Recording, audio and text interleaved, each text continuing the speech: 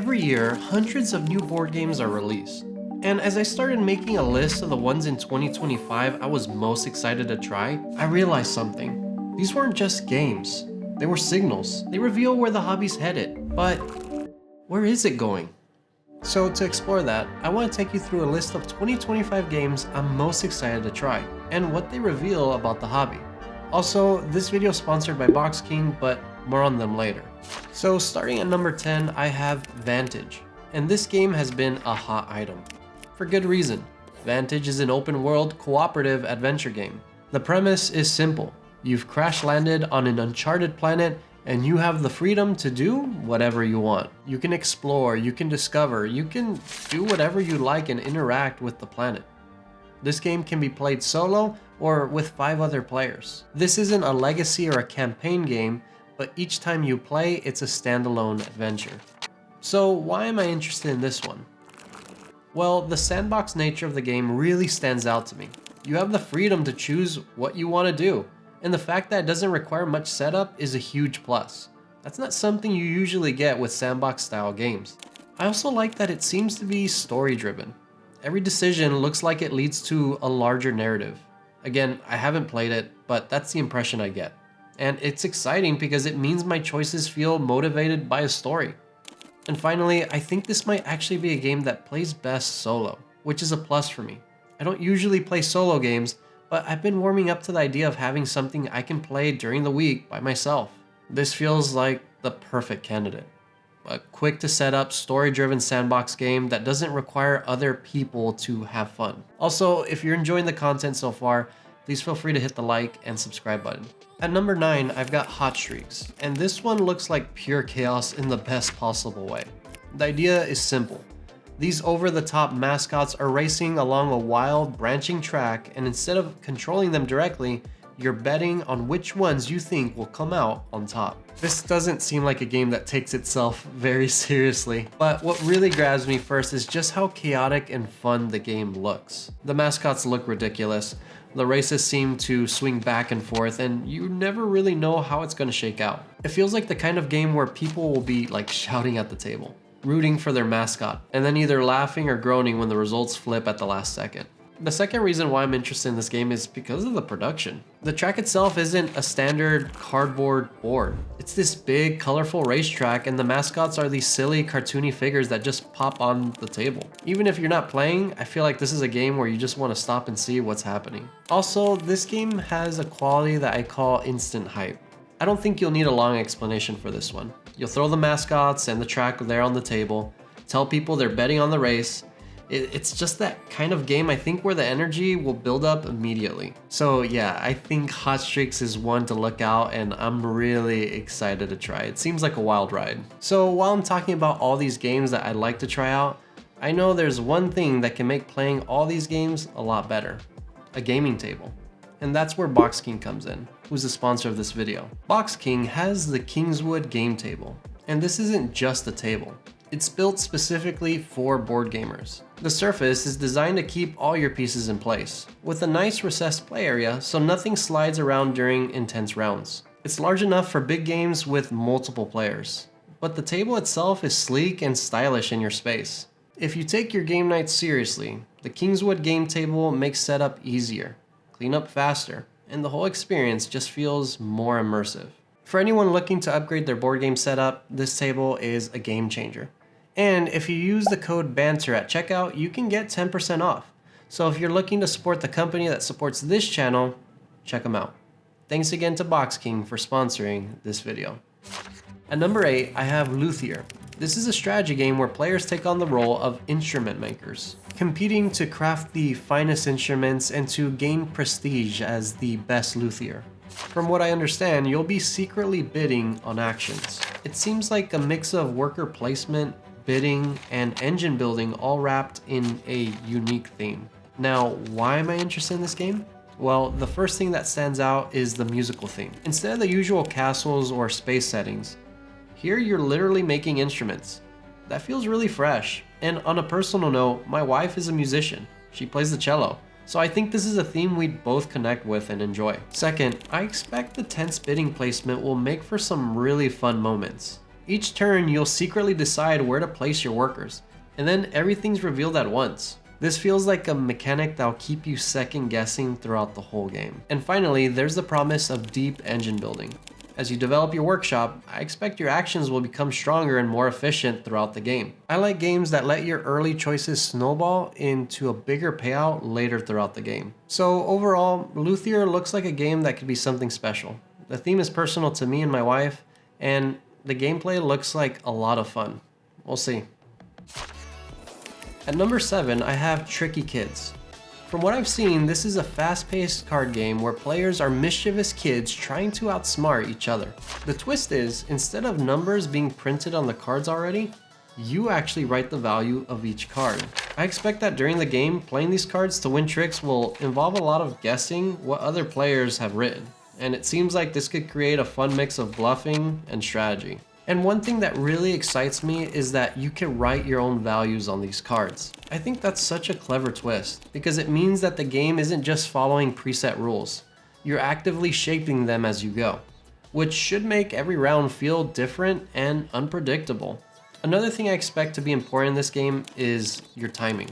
Since players have to decide when to play their cards, I imagine it could really change the outcome depending on the moment you choose. It seems like this game will create a lot of tense and exciting decisions on the table. And finally, I think this game could have a lot of chaotic replayability. With players customizing their cards and trying to outguess each other, I expect no two games will feel the same. That's the type of thing that would make me want to go back and back to play again.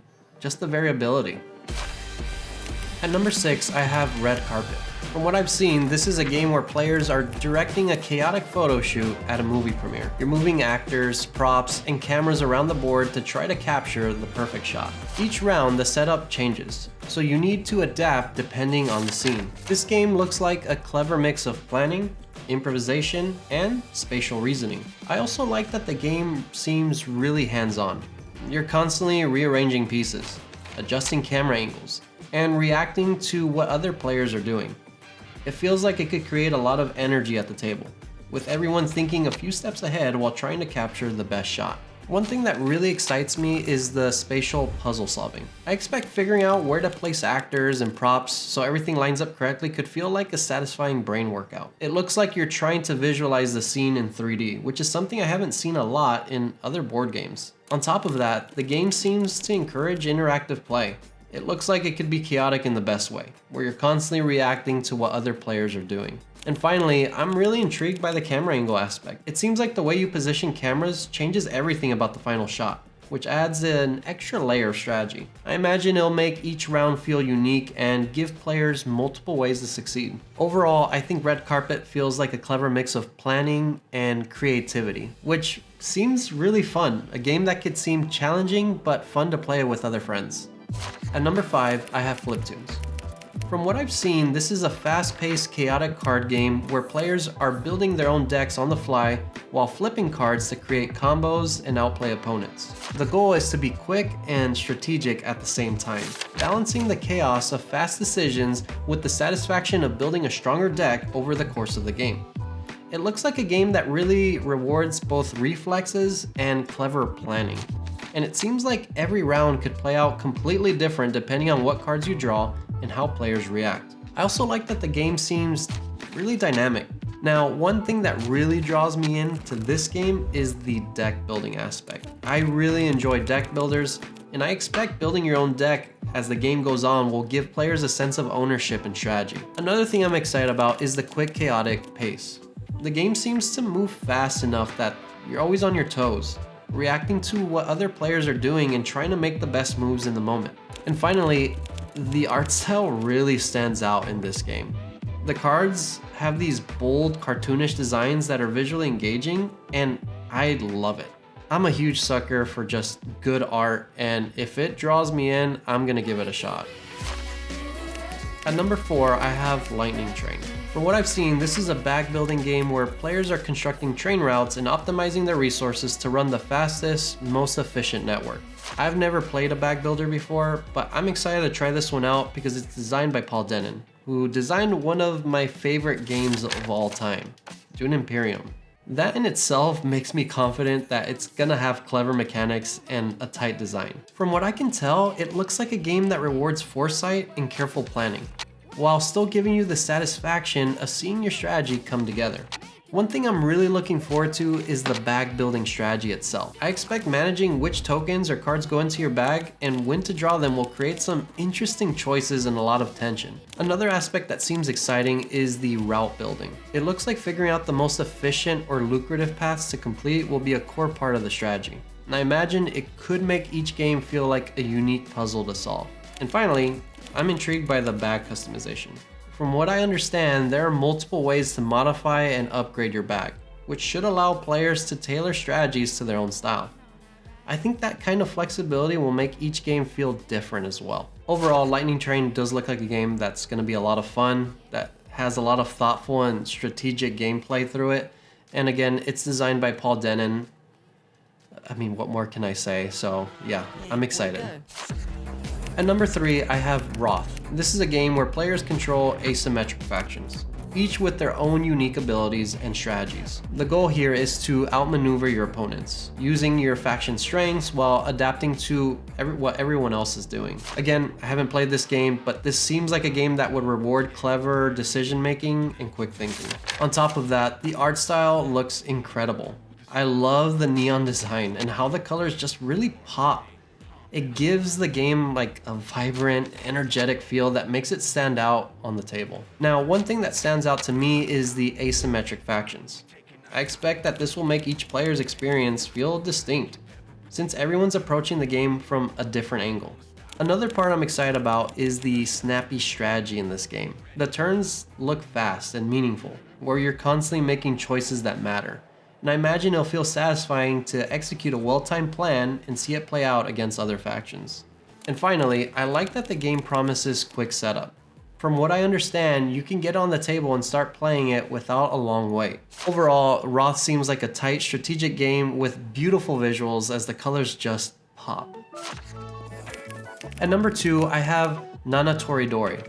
I've actually played this one online on Board Game Arena, but I am really excited to get the physical game and see how it plays in person with others. Even playing it digitally, I love how simple the gameplay is. But yet, there's so much strategy involved in this one. It seems like the kind of game that's easy to teach, but still keeps everyone thinking throughout the whole play session. One thing I really enjoyed about this game is the fixed order hand mechanic. I expect that it adds a layer of planning and foresight, since you have to decide which cards you want to play, as you can't move them, but whichever cards you remove, it may open it up to play other cards in the future. That kind of setup feels simple, but it creates surprisingly deep strategy. Another part I like is the ladder climbing element in this game. I just like ladder climbing games in general, like Scout, but this one feels different enough for me to keep both of these games. And finally, there's the pickup and discard aspect. I think it adds a fun dynamic where you're constantly evaluating which cards to keep, which to play, and also how to best manipulate your hand to stay ahead. Nana Toridori is a deceptively clever game. Now for number 1, I have Star Wars Battle for Hoth. As a huge Star Wars fan, the theme is what immediately drew me in. And I love how this game looks so cinematic and action-packed. I haven't played it yet, but I'm so excited to see how it brings that iconic conflict to the table. From what I understand, the game lets players choose sides, either the Rebels or the Empire, and play through different scenarios that simulate parts of the Hoth battle. Each scenario feels like a mini campaign, with unique setups and objectives. You move units, manage resources, and resolve combat in a way that's fast-paced, but still feels like the story is unfolding on the board. One thing I'm really looking forward to is the scenario campaign play. I expect that playing through different setups will give the game a sense of progression, almost like you're living out that story scene by scene. Another part that excites me is the cinematic battles. From what I've seen, the combat looks visually engaging and dramatic, which should make each encounter feel memorable and thematic. Also, I hear it's pretty dang quick. And finally, I like that the game promises quick games. Individual rounds look like they can play fast enough to keep the energy high, so you can enjoy multiple battles in one sitting without feeling bogged down. But now let's step back for a second, because it's not just this game that has me excited. If you look at all 10 of the games that I'm really excited to try out in 2025, you'll notice something. they're all pointing towards the same direction. They're showing us what players are craving right now, where the publishers are taking the hobby. And when I zoom out, I notice 3 big themes that tie everything together. The first thing that I notice is that every game that I mention gives players control more than ever. In Vantage, you're exploring, and you can do whatever you want. In Tricky Kids, you're literally writing your own values on the cards. And in Lightning Train, you get to customize your bag to fit your strategy. I think what this shows is that games are moving beyond just following rules or scoring a total point value. They're trusting players to make meaningful decisions, to shape their own experiences, and create moments that feel uniquely theirs. The second thing that I noticed is that these games are keeping the energy on the table high. Turns are fast, the stakes are immediate, and interaction is front and center. Even games that feel more strategic like Roth and Star Wars Battle for Hoth is putting a big priority and focus on keeping players engaged in every turn. To me, this tells me a lot about where the hobby's going.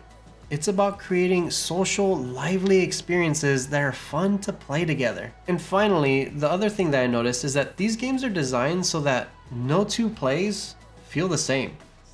In Vantage, every adventure is different. This is really telling because it's not just about winning a game anymore. It's about creating stories together. It's about talking about all the crazy moments that happen during the game and wanting to play again to see how it all changes. And that's why this year feels so exciting.